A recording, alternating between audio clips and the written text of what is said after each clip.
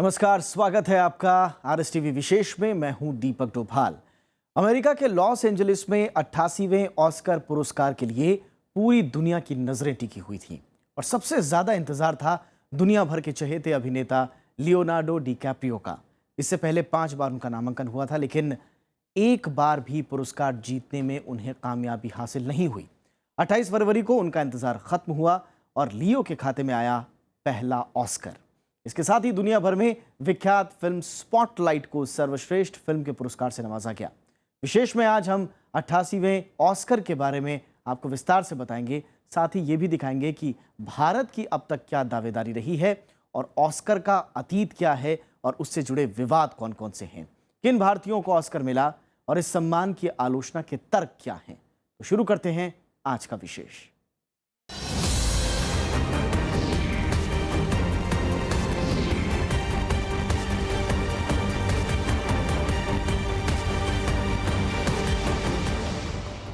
तो अमेरिका के Los Angeles में 88वें ऑस्कर पुरस्कारों का ऐलान हुआ। खास बात यह रही कि लंबे इंतजार के बाद आखिरकार लियोनार्डो डिकैप्रियो को सर्वश्रेष्ठ अभिनेता का पुरस्कार मिल ही गया। सर्वश्रेष्ठ फिल्म का ऑस्कर फिल्म स्पॉटलाइट को मिला।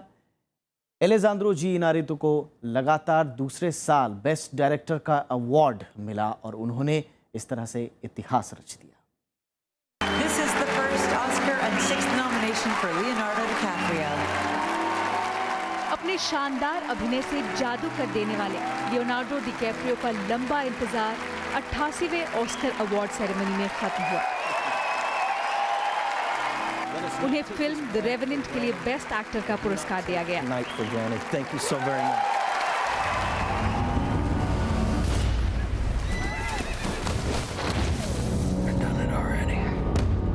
डिकैप्रियो ने इस फिल्म में एक ऐसे आदमी का किरदार निभाया है जो शिकार कर खाना जुटाता है।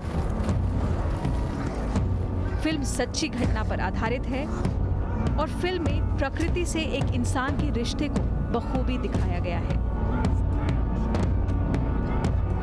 फिल्म में उन्होंने जानवरों का मांस खाया और घोड़े की खाल में भी सोए। इससे पहले भी वो 4 बार नामांकित तो हुए पर कामयाब नहीं हो सके। अपनी कामयाबी उन्होंने दुनिया से कुछ इस अंदाज में साझा की। Making The Revenant was about man's relationship to the natural world, a world that we collectively felt in 2015 as the hottest year in recorded history. Our production needed to move to the southern tip of this planet just to be able to find snow. Climate change is real. It is happening right now. It is the most urgent threat facing our entire species. And we need to work collectively together and stop procrastinating. We are a 4-person. खोजी पत्रकारिता पर बनी film spotlight को best film का Oscar मिला। Greater function. The Boston priests molested kids in 6 different parishes over the last 30 years. Tom McCarthy निर्देशित यह film साल 2001 की एक घटना पर आधारित है, जहां एक समाचार पत्र की स्पॉटलाइट टीम के पत्रकार एक चर्च से जुड़े यौन उत्पीड़न मामले की जांच शुरू करते हैं। पादरी पर 80 से ज्यादा लड़कों के यौन उत्पीड़न का आरोप होता है। We've got 2 stories here. A story about degenerate clergy and a story about a bunch of lawyers turning child abuse into a cottage industry. Which story do you want us to? This is the 4th Oscar and 7th nomination for multiple nominee tonight, Alejandro G. Iñárritu. The revenant film के लिए सर्वश्रेष्ठ निर्देशक का पुरस्कार एलेहांद्रो जी इनारितु को मिला। एलेहांद्रो 1950 के बाद लगातार दूसरी बार सर्वश्रेष्ठ निर्देशक बनने वाले पहले डायरेक्टर बन गए हैं। Gracias a la Academia. Thank you to the Academy. I can't believe this is happening. It's amazing to receive this award tonight, but it's much more beautiful for me to share it with all the talented and crazy cast and colleagues and crew members along the continent that made this film possible. To all and each of you, I thank you from my heart. This is the first Oscar and nomination for Brie Larson. वहीं सर्वश्रेष्ठ अभिनेत्री बनी ब्री Larsen, जिन्हें film room में अदाकारी के लिए Oscar से नवाजा गया। Somebody. You alright? Jack, listen to me. This is our chance. Amy, Asif Kapadia and James Gay Reese. Best documentary feature का पुरस्कार एमी को मिला, जिसका निर्देशन भारतीय मूल के फिल्म निर्देशक आसिफ कपाड़िया ने किया है। And the Grammy goes to Amy Winehouse. She was one of the truest artists I ever heard. The world wanted a piece of her.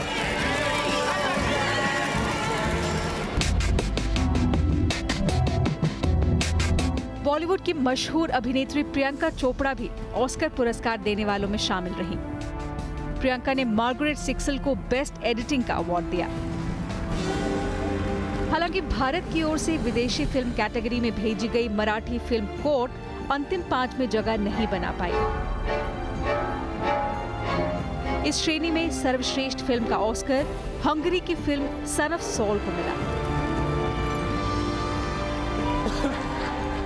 I'm here at the Academy Awards, otherwise known as अभिनेता एवं हास्य कलाकार Chris rock ने समारोह की मेजबानी की।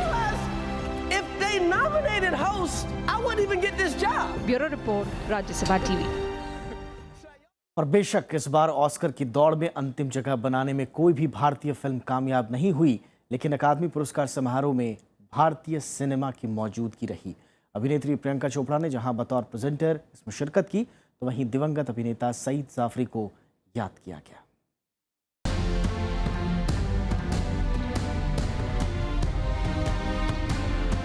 Oscar पुरस्कारों की जगमगाती शाम और दुनिया के फिल्म जगत की मशहूर हस्तियों का मेला।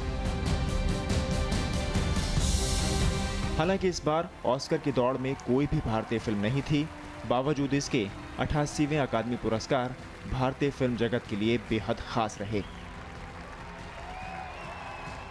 ऑस्कर समारोह के दौरान भारतीय मूल के ब्रिटिश अभिनेता सईद जाफरी को श्रद्धांजलि दी गई।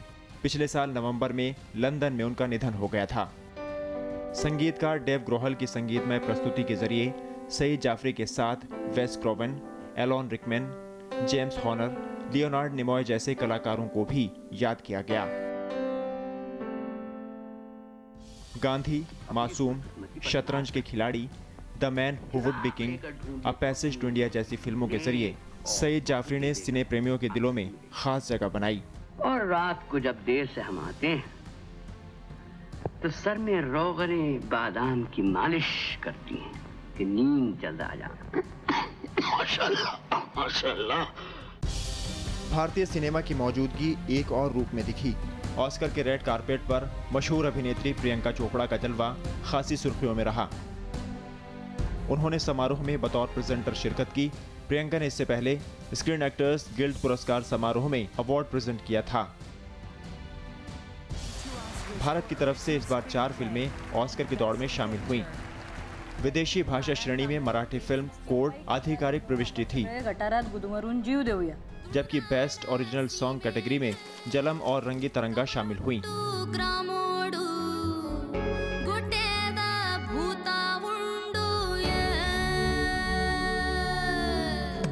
बेस्ट ओरिजिनल स्कोर श्रेणी में नचोमिया कुमसर फिल्म थी। ऑस्कर की अंतिम दौड़ में कोई भी भारतीय फिल्म जगह नहीं बना सकी। भारत को अब तक मिले ऑस्कर पुरस्कारों की बात करें तो 1982 में आई रिचर्ड एटनबरो की फिल्म गांधी के लिए भानु अथैया को कॉस्ट्यूम डिजाइनिंग के लिए पहली बार ऑस्कर मिला। Thank you, Academy, and thank you, Sir Richard Attenborough, for focusing world attention on India. इसके बाद 1992 में सत्यजीत रे को लाइफ टाइम अचीवमेंट अवार्ड से नवाजा गया। Honorary Oscar to the great Indian filmmaker Satyajit Ray. To be here tonight to receive this magnificent award, certainly the best achievement of my movie-making career. And the Oscar goes to 2009 के Oscar award में जय हो गीत की गूंज पूरी दुनिया ने सुनी। A.R. Rahman for Slumdog Millionaire. संगीतकार A.R. रहमान और गीतकार गुलजार को डैनी बॉयल की फिल्म स्लमडॉग मिलेनियर के इस गीत के लिए बेस्ट ओरिजिनल सॉन्ग का अवार्ड मिला। इसी फिल्म के लिए रहमान को बेस्ट म्यूजिक और रसूल पोकुट्टी को साउंड मिक्सिंग का अवार्ड भी मिला। अमिताभ अरुण दुबे, राज्यसभा टीवी। भारत एक ऐसा मुल्क है जहां दुनिया की सबसे ज़्यादा फिल्में बनती हैं। हर साल 1000 से ज़्यादा फीचर फिल्में और 1500 से ज़्यादा छोटी फिल्में भारत में रिलीज़ होती हैं। इतनी बड़ी तादाद में फिल्म बनने के बाद भी आज तक किसी भारतीय फिल्म को ऑस्कर नहीं मिला। कुछ नामचीन भारतीय शख्सियतों ने ऑस्कर ज़रूर जीते हैं, लेकिन विदेशी फिल्मों के चलते। आइए दिखाते हैं भारतीय फिल्मों का बाजार और अब तक ऑस्कर में भारतीय फिल्मों की दावेदारी। दरिया कटती जाए रे, उमरिया घटती जाए रे। 1958 काम कठिन है जीवन को। भारतीय फिल्म उद्योग अभी जवान हो रहा था और फिल्म मदर इंडिया की कामयाबी का डंका देश और दुनिया में गूंज रहा था। मुझे खाना दिलाना, मुझे खाना, मेरे बच्चे भूखे। ये ऑस्कर की दहलीज पर पहुंचने वाली पहली भारतीय फिल्म बनी। सर्वश्रेष्ठ विदेशी भाषा की फिल्म की श्रेणी में नामांकित होने वाली पहली हिंदी फिल्म। संसार का भार उठा लोगे देवी, ममता का बोझ न उठाया जाएगा। महबूब खान की मदर इंडिया पुरस्कार तो नहीं जीत पाई, लेकिन भारतीय फिल्म उद्योग में उम्मीदों की नई बयार बह चली। धरती पे कितने 12 मासे बीत गए रे आके रामा। इसके बाद एक से एक फिल्में बनी, लेकिन ऑस्कर की अंतिम श्रेणी में नाम दर्ज करने में किसी को कामयाबी हाथ नहीं लगी। फिर आई मीरा नायर की सलाम बॉम्बे। चाय चाचा भी कितना जमाए। फुकट में फुटपाथ पर पड़ा रहता है, पढ़ना लिखना मांगता है। 31 साल बाद यानी 1989 में फिल्मी दुनिया में एक बार फिर खुशी की लहर दौड़ गई कि इस बार ऑस्कर कब्जे में है, लेकिन सलाम बॉम्बे को भी लौटना पड़ा। वो नई लड़के ना उसने ग्लास फोड़ दिए। सबसे पहला तो 1957 में था, महबूब खान की फिल्म मदर इंडिया नॉमिनेट हुई थी ऑस्कर्स के लिए। अब ये बात हमें ज़रूर मान के चलना चाहिए, ऑस्कर जिस तरीके से काम करता है कि नॉमिनेशन भी बहुत मैटर करती है कि आप नॉमिनेशन में आगे, इसका मतलब आप दुनिया भर की फिल्म में से 5-6 शॉर्ट लिस्टेड फिल्मों में आ गए, यानी वो भी एक बहुत बड़ी बात है। इस बीच सर्वश्रेष्ठ डॉक्यूमेंट्री समेत बेस्ट पिक्चर की श्रेणी में कुछ फिल्मों ने नामांकन हासिल किया, लेकिन सर्वश्रेष्ठ विदेशी भाषा की फिल्म की सूची तक कोई नहीं पहुंच पाया। लंबे अंतराल के बाद फिर से लगा कि ये सूखा खत्म होगा। आशुतोष गोवारिकर की फिल्म लगान 2002 में अंतिम सूची में दाखिल हुई। ओ मितवा, सुन मितवा, तुझको क्या डर है रे, ये धरती अपनी है, अपना अंबर है रे। लेकिन नतीजे में कोई बदलाव नहीं आया। लगान के बाद अब तक कोई भी भारतीय फिल्म अंतिम सूची तक नहीं पहुंच पाई है। अपना अंबर है रे, तू आजा रे। हम उसके लिए एक फिल्म चूज़ करते हैं, उसके लिए एक बहुत बड़ी कमेटी बैठती है। वो ये नहीं देखती कि भाई कौन सी फिल्म इंटरनेशनली अप्रोप्रिएट है, वो यही देखते हैं कि भाई हमारी फिल्म जानी चाहिए, ये पॉपुलर थी, ये जानी चाहिए। तो एज अ रिज़ल्ट गलत फिल्म चली जाती है। जैसे लंच बॉक्स जैसी फिल्में जाती नहीं है, जो कोई इंटरनेशनल अपील जिनकी खास दिखाई गई है। हर साल एक फिल्म को ऑस्कर के लिए भेजा जाता है, लेकिन वो अंतिम पायदान से पहले ही बाहर हो जा रही है। 2007 में दीपा मेहता की वाटर जरूर इस सूची में जगह बनाने में कामयाब हुई, लेकिन वो कनाडा की तरफ से भेजी गई फिल्म थी। भारतीय फिल्म उद्योग के आकार को देखते हुए फिल्म प्रशंसकों की उम्मीदें आज भी बरकरार हैं कि भारतीय फिल्म ऑस्कर जीतने में कामयाब होगी। Speak in English. The letters are dancing.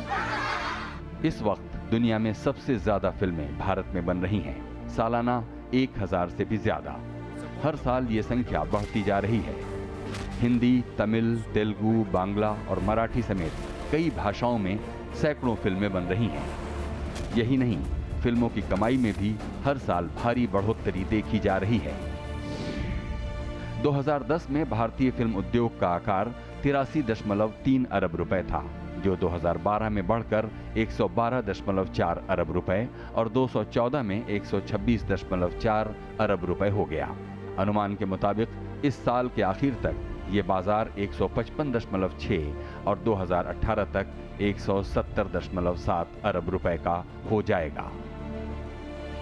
फिल्में 1000 बनती हैं, एटलीस्ट सेंसर होती हैं हर साल, उनमें से करीब 300-400 ही रिलीज़ होती हैं। तो इंडियन फिल्म्स की जो सेल परचेज़ वगैरह है वो थ्रू बाज़ार सिस्टम होती नहीं है। सो उस कॉन्टेक्स्ट में हमारा एक भी बाज़ार नहीं है। फिल्म बनती है, लोग डिस्ट्रीब्यूटर्स स्टूडियोज कांटेक्ट करते हैं, सेल होती है नहीं होती है। तो ये जो है हमारी बहुत बड़ी सेटबैक है। अगर सूटेबल फेस्टिवल्स, बाज़ार्स, मार्केटिंग के लिए, कॉमर्स के लिए यूज़ हों तो फ़ायदा होगा। 100 करोड़ रुपए की कमाई वाली फिल्मों की तादाद में बीते 2 साल में काफी बढ़ोतरी हुई है।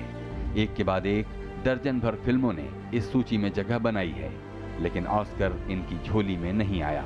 हालांकि कई जानकारों ने ऑस्कर पर पक्षपातपूर्ण तरीके से फैसले लेने के आरोप भी लगाए हैं। अनु दीवान के साथ दिलीप खान, राज्यसभा टीवी। और बीते कई दशकों से एकेडमी अवार्ड्स यानी कि ऑस्कर्स दुनिया भर के फिल्म प्रेमियों के लिए किसी सपने से कम नहीं। लेकिन अपने सफर के दौरान इन पुरस्कारों ने कई विवाद भी झेले हैं। अदाकारों के चयन में रंगभेद से लेकर फिल्मों के चयन में भेदभाव जैसे गंभीर आरोप ऑस्कर सेरेमनी पर मंडराते रहे हैं। ऐसे में आइए देखते हैं ऑस्कर से जुड़े विवाद। Well, I'm here at the Academy Awards, otherwise known as the जाने माने हॉलीवुड अभिनेता क्रिस रॉक ने ऑस्कर का मंच संभालते ही इस साल भी विवादों की चिंगारी भड़का दी। उन्होंने ऑस्कर पुरस्कारों को श्वेत लोगों की पसंद का पुरस्कार बताया तो दुनिया भर में बहस तेज हो गई। Well, I'm here at the Academy Awards, otherwise known as the White People's Choice Awards. You realize if they nominated host, I wouldn't even get this job. मजाकिया लहजे में की गई ये टिप्पणी ऑस्कर नॉमिनेशन में रंगभेद के आरोपों को मजबूत करती है। दरअसल इस बार लगातार दूसरे साल अभिनेताओं के लिए रखे गए 20 नॉमिनेशन में एक भी नॉमिनेशन अश्वेत एक्टर के हिस्से में नहीं गया। 1980 के बाद पहली बार लगातार 2 साल किसी अश्वेत एक्टर की नामजदगी नहीं हुई है। यही नहीं, इस साल बेस्ट पिक्चर के लिए नामजद 8 फिल्मों में से एक भी अश्वेतों से संबंधित कथानक पर केंद्रित नहीं रही।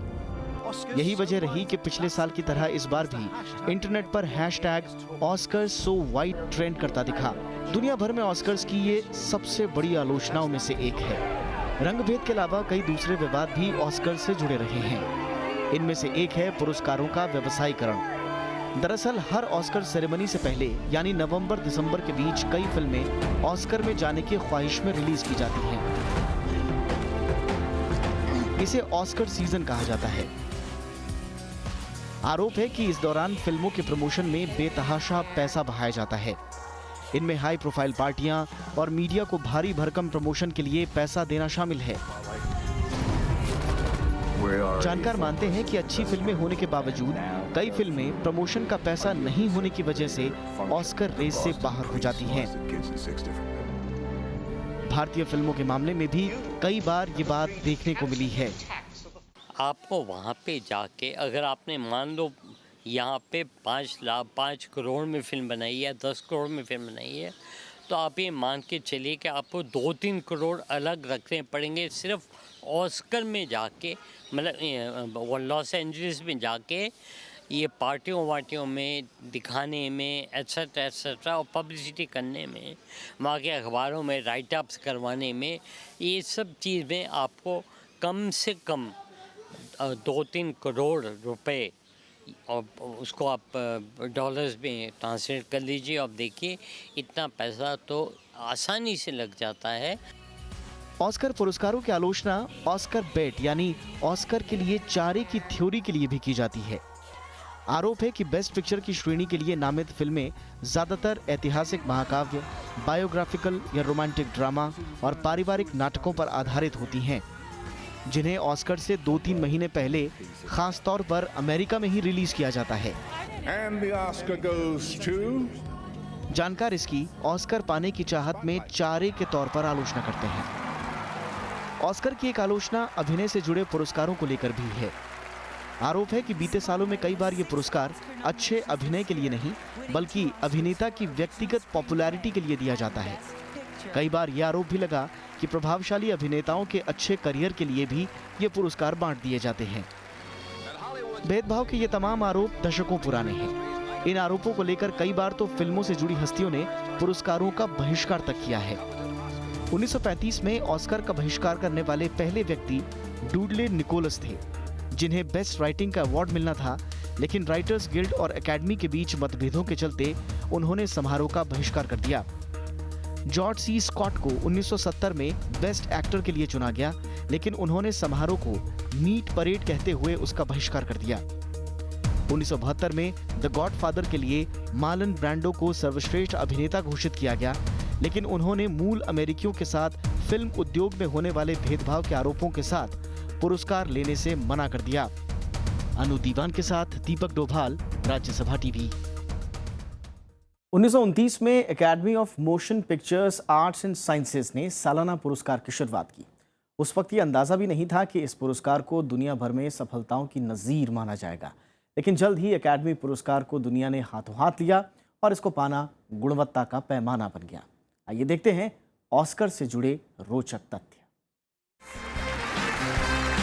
डॉल्बी थिएटर में 28 फरवरी को आयोजित हुआ अकेडमी पुरस्कार इस कड़ी का 88वां आयोजन था। करीब 87 साल पहले इस पुरस्कार की शुरुआत हुई थी। उस वक्त सिर्फ सर्वश्रेष्ठ फिल्म और सर्वश्रेष्ठ निर्देशक का ही पुरस्कार दिया गया। इसके बाद धीरे धीरे कई श्रेणियां बनाई गई, लेकिन 1946 तक ये पुरस्कार शुद्ध रूप से अमेरिकी फिल्मों को ही मिलता था। 1947 में पहली बार इसमें एक श्रेणी जोड़ी गई, सर्वश्रेष्ठ विदेशी भाषा की फिल्म की। अकेडमी पुरस्कार का नाम ऑस्कर कैसे पड़ा, इस पर मतभेद है। 8.5 पाउंड वजन और 13.5 इंच लंबी ऑस्कर ट्रॉफी पर सोने की परत चढ़ी होती है। 1938 में एक बार ये ट्रॉफी लकड़ी की बनाई गई थी। 1942 से 1945 के बीच दूसरे विश्व युद्ध के चलते इस पर प्लास्टर की परत चढ़ी होती थी ताकि धातु की बचत की जा सके। 1930 से रेडियो पर इसका प्रसारण शुरू हुआ। 1953 में पहली बार टीवी पर इसको अमेरिका और कनाडा में लाइव दिखाया गया। 2015 तक कुल 2,947 लोगों को ये पुरस्कार जीतने में कामयाबी हासिल हुई। अमेरिका के बाहर के देश सिर्फ एक फिल्म नामांकन के लिए भेज सकते हैं। बेसिकली ये अवार्ड्स हैं अमेरिकन फिल्मों के लिए ही शुरू किए गए थे।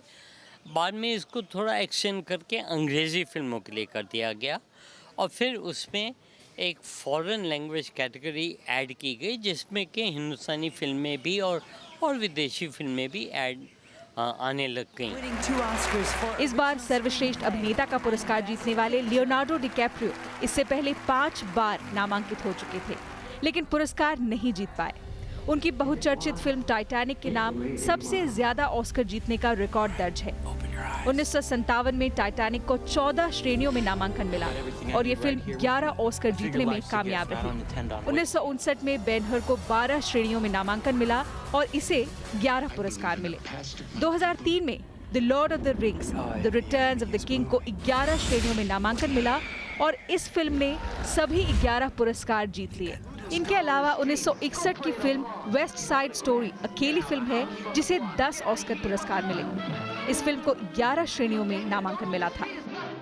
वो एकेडमी एक कमेटी सेटअप करती है और वो कमेटी इन फिल्मों को देखती है जो देश भर से आती हैं। वो अपने आप को 2-3 कमेटियों में बांट देती है।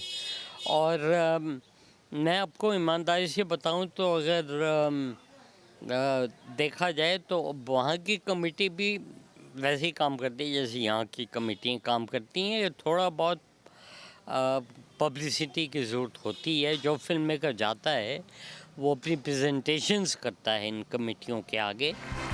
अभिनय के लिए अब तक सबसे ज्यादा 4 ऑस्कर कैथरीन हेपबर्न को मिला है।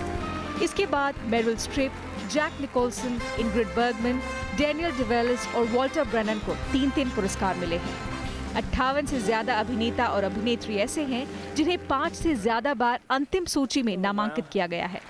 ऑस्कर पुरस्कार कैलेंडर साल में रिलीज हुई फिल्म के लिए दी जाती है, यानी 1 जनवरी से 31 दिसंबर के बीच रिलीज हुई फिल्म ही उस साल के लिए नामांकित हो सकती है। बीते 3-4 दशकों से हर साल इस समारोह को 3.5 से 5 करोड़ लोग टीवी पर लाइव देखते हैं। अनु दीवान के साथ ब्यूरो रिपोर्ट, राज्यसभा टीवी।